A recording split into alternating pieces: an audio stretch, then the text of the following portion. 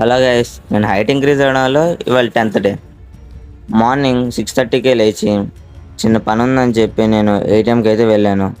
Next return వచ్చేసాక brush చేసి ఇవాళ వాడు నాకు ఇచ్చిన 10 టాస్క్స్ అయితే నేను ఇవాళ కంప్లీట్ చేసుకున్నాక కాసేపు రెస్ట్ తీసుకున్నాను.